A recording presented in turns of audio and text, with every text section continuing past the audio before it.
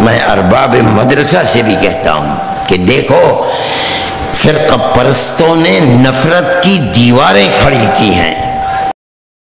السلام علیکم ورحمۃ اللہ وبرکاتہ۔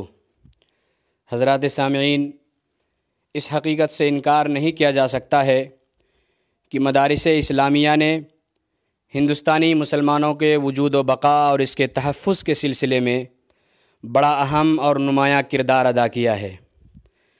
آج جب ملت اسلامیہ بڑی تشویش اور سخت پریشانی کا شکار ہو چکی ہے، اس وقت میں ہم مدارس سے وابستہ افراد کو کیا کرنا چاہیے، ہمارا کیا لائحہ عمل ہونا چاہیے، اس سلسلے میں حضرت اقدس مولانا سید ارشد مدنی صاحب صدر جمعیت علماء ہند و صدر المدرسین دارالعلوم دیوبند نے تمام مدارس کے ذمہ داروں سے ایک اہم اپیل کی ہے جو آپ کی سماعت کے حوالے ہے۔ میں ارباب مدرسہ سے بھی کہتا ہوں کہ دیکھو فرقہ پرستوں نے نفرت کی دیواریں کھڑی کی ہیں۔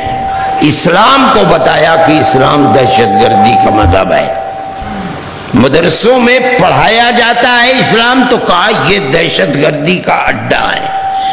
طلبہ اور مدرسین پڑھاتے ہیں، ان کو کہا کہ یہ دہشت گرد ہیں۔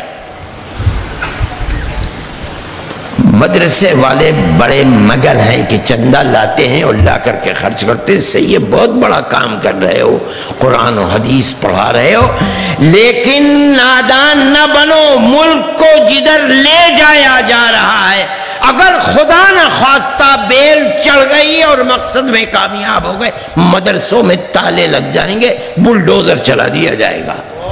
اگر بچانا چاہتے ہو تو ان نفرت کی دیواروں کو توڑو، وہ ٹوٹے گی پیار و محبت سے۔